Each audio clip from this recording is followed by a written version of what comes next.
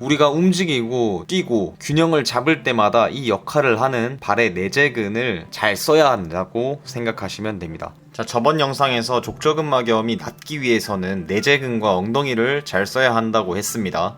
자, 내재근을 잘 쓰는 사람과 잘 쓰지 못하는 사람을 비유를 하면 여기 건물 두 채가 있어요. 왼쪽 아파트가 훨씬 좋아 보이죠?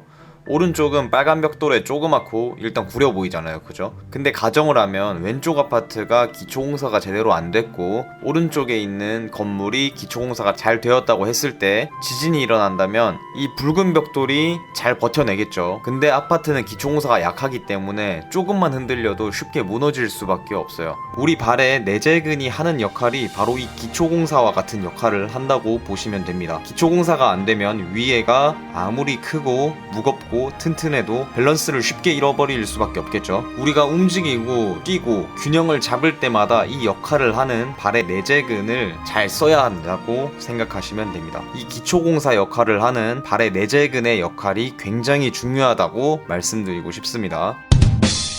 자, 내재근이 중요한 이유 첫 번째, 내재근은 족저근막의 역할을 보충해주기 때문입니다. 정말 단순하게 수축했을 때 족저근막의 역할을 보조해줍니다. 두 번째, 내재근이 단순히 족저근막의 역할을 보충해주는 것 외에도 발의 형태를 유지해주기 때문에 중요한데, 내재근이 제 기능을 못할 경우에 평발이나 요족이 되고 여러가지 발의 병현형이 오는데, 이유는 이 발로 떨어지는 무게중심의 위치가 바뀌기 때문입니다. 그러니까 족저근막에 쓸데없이 부하가 걸릴 수밖에 없고요. 근데 이 무게중심이 발의 내측으로 떨어지면 족저근막이 오기가 쉽겠죠. 자, 이제 내재근이 얼마나 중요한지 알았기 때문에 어떻게 쓰는지 알아보겠습니다. 자, 발가락을 손으로 쥐고 움직이면서 풀어줍니다. 이 과정은 잘 되시는 분들은 필요가 없지만 발가락을 제대로 못 움직이시는 분들은 먼저 해주시는 게 좋습니다. 자, 엄지발가락이랑 다섯 번째 발가락을 특히 위아래 안쪽 바깥쪽으로 움직여줍니다.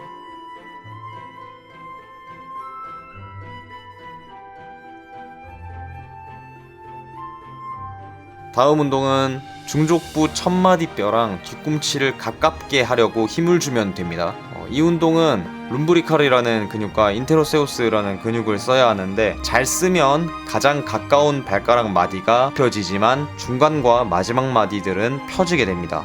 왜냐면 이 내재근은 마지막 마디까지 붙어있지가 않아요. 그러니까 내재근이 A에서 B까지 붙어있는데 제대로 썼을 때 중간과 끝마디인 C와 D 부분이 굽혀질 리가 없겠죠. 어떤 영상에서는 수건을 잡아당기는 운동을 하면서 내재근 운동이라고 하기도 하고, 내재근 운동은 아니지만 이 수건을 잡아당기는 운동들을 족저근막염 환자들한테 하라고 하는데, 내재근을 못 쓰고 마지막 마디까지 붙어있는 근육들이 우세하게 써져서 이런 갈퀴발이나 망치발과 같은 변형들이 생기게 되는데, 이렇게 운동을 하면 내재근은 더더욱 못 쓰고 힘의 균형이 더더욱 깨지기 쉽겠죠. 왜냐면 그냥 수건을 잡듯이 운동을 하게 되면 더 작은 근육은 못 쓰고 끝마디까지 붙어있는 근육들을 쓰기 때문에 정말 필요한 내재근 운동은 아니라는 거죠. 예를 들면 앞다리로 비교를 해드리겠습니다. 여기 제 앞다리를 보시면 이렇게 쥐라고 했는데 이렇게 손가락 끝으로 쥐게 되는 거예요.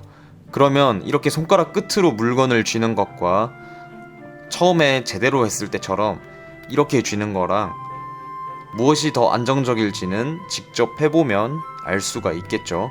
다음은 엄지발가락 올리고 엄지발가락 내리고 벌리기 운동입니다. 자, 이 운동을 할 때 가장 중요한 것은 뒤꿈치랑 구분돼서 움직여야 돼요. 뒤꿈치랑 구분이 안 되고 엄지발가락을 올리고 내릴 때 뒤꿈치가 자꾸만 따라서 안쪽 바깥쪽으로 움직인다면 이것도 앞다리랑 비교를 하게 되면 손가락만으로 이 동작을 만드는 건데 손목으로 강제로 동작을 만드는 거랑 똑같습니다. 그래서 뒤꿈치를 움직이지 않고 앞부분만 따로 움직이는 연습을 하셔야 합니다. 여기까지 잘 되신 분들은 첫 번째 쇼풋 자세에서 발바닥 근육의 힘을 유지를 하고 전족부 아랫부분을 땅에 박은 상태로 카프레이즈를 해봅니다. 발바닥과 종아리에 자극이 느껴지고 전족부와 후족부의 형태가, 그러니까 내재근에 힘이 들어간 발의 형태가 그대로 유지가 되면 되는데, 이 전족부와 후족부의 긴장이 풀리면 절대로 안 됩니다. 네, 그래서 오늘은 발의 내재근이 얼마나 중요한 근육인지 알아봤고 족저근막염, 족저근막염 환자들이 해야 하는 내재근 운동을 한번 배워봤습니다. 내용이 유익하셨다면 구독과 좋아요 부탁드리겠습니다. 감사합니다.